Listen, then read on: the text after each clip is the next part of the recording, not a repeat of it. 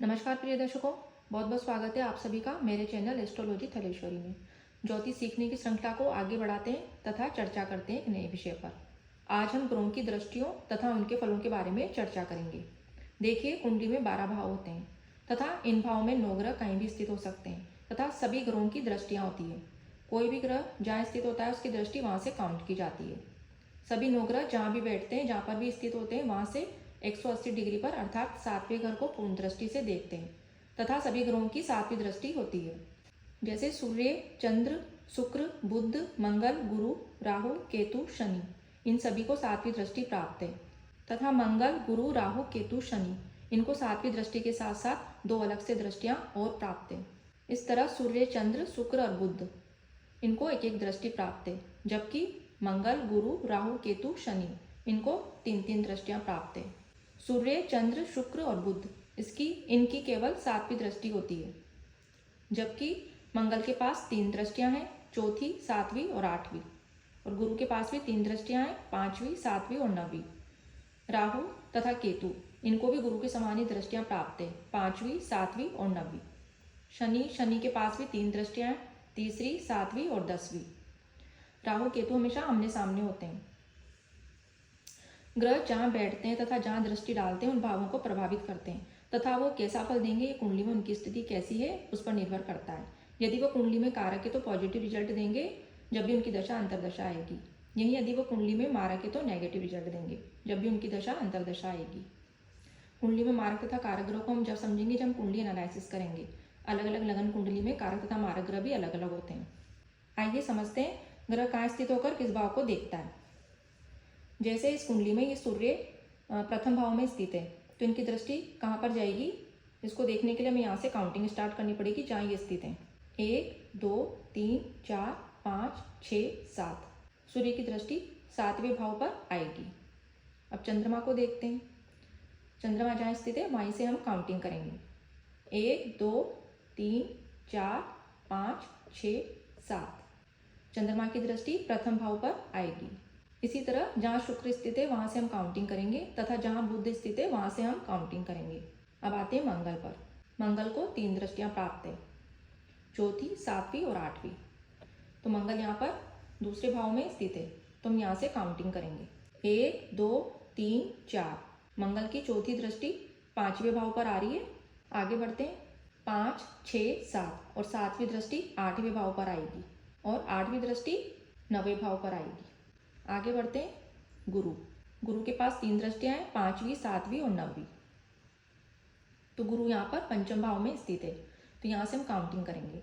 1 2 3 4 5। 5वीं दृष्टि इन्होंने 9वें भाव पर डाली है।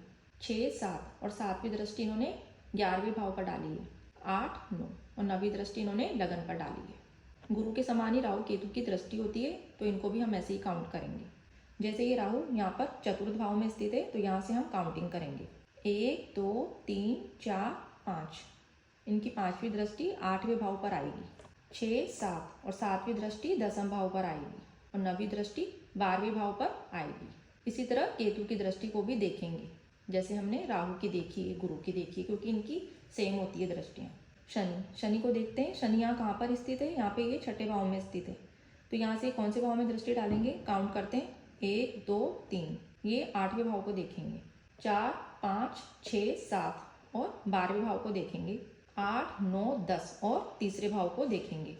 इस तरह जिन भी ग्रहों की एक एक दृष्टि है वो 2 भावों को प्रभावित करेंगे तथा 2 भावों के फल देंगे तथा जिन जिन ग्रहों की 3-3 दृष्टियां हैं वो 4 भावों का फल देंगे। एक तो वो जहाँ बैठे हैं उस भाव का फल देंगे तथा जहाँ जहाँ वो दृष्टि डाल रहे हैं वहाँ का वो फल देंगे। वो 4 भावों को प्रभावित करेंगे।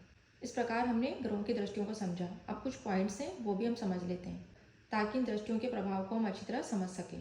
देखिए, 9 ग्रह होते हैं तथा 2 भागों में डिवाइडेड होते हैं, देवीय ग्रह तथा दानव ग्रह। मंगल, चंद्र, गुरु और सूर्य ये तो देवीय ग्रह हैं तथा शुक्र, शनि, राहु, केतु ये दानव ग्रह हैं।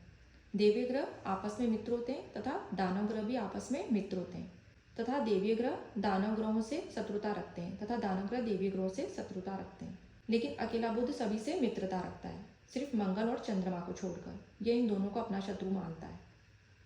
बुध चंद्रमा का पुत्र है तथा शनि सूर्य का पुत्र है, फिर भी इनमें आपस में शत्रुता है। बृहस्पति देवताओं के गुरु हैं तथा शुक्र दानवों के गुरु हैं। अब इनके स्वभाव को समझते हैं। अर्थात सभी ग्रहों का कुछ स्वभाव होता है, नेचर होता है, उसके अकॉर्डिंग वो अपना फल देते हैं। स्वभाव के अकॉर्डिंग इनको 2 भागों में बांटा गया है, जैसे कि शुभ ग्रह और दूसरा ग्रुप है पापी ग्रह, क्रूर ग्रह अथवा अशुभ ग्रह। शुभ ग्रह में 4 ग्रह आते हैं, गुरु, शुक्र, बुध और चंद्रमा। और पापी ग्रह, क्रूर ग्रह अथवा अशुभ ग्रहों में शनि, राहु, केतु, मंगल और सूर्य ये आएंगे। बुध यदि शुभ ग्रहों के साथ है या फिर अकेला है तो वो शुभ होगा, और यदि वो पाप ग्रहों के साथ हो तो वो भी पापी हो जाएगा, वो भी अशुभ ग्रह ही कहलाएगा। तथा चंद्रमा यदि पूर्णिमा का है अथवा पूर्णिमा के आसपास का हो तो वो शुभ होगा। यही यदि चंद्रमा अमावस अथवा अमावस के आसपास का है तो अशुभ होगा। लेकिन गुरु और शुक्र ये हमेशा शुभ ग्रह ही होते हैं तथा इनकी दृष्टियां शुभ ही होती हैं। अब शुभ ग्रहों तथा अशुभ ग्रहों की दृष्टियों का क्या प्रभाव होता है इसको समझते हैं। शुभ ग्रहों की दृष्टि जिस भाव पर भी पड़ती है उस भाव में शुभता ला देते हैं वो, तथा अशुभ ग्रहों की दृष्टि जिस भाव पर भी पड़ती है वो वहाँ विच्छेदात्मक दृष्टि डालते हैं। अर्थात जिस भी भाव से जिस रिश्ते का विचार किया जाता है उस रिश्ते में विच्छेद अथवा तनाव की स्थितियां उत्पन्न करते हैं। जैसे सप्तम भाव से हम जीवन साथी का विचार करते हैं तो सप्तम भाव पर इन अशुभ ग्रहों की दृष्टि होगी तो जीवन साथी से रिश्ते तनावपूर्ण होंगे अथवा रिश्तों में विच्छेद करवाने का काम करेंगे ये।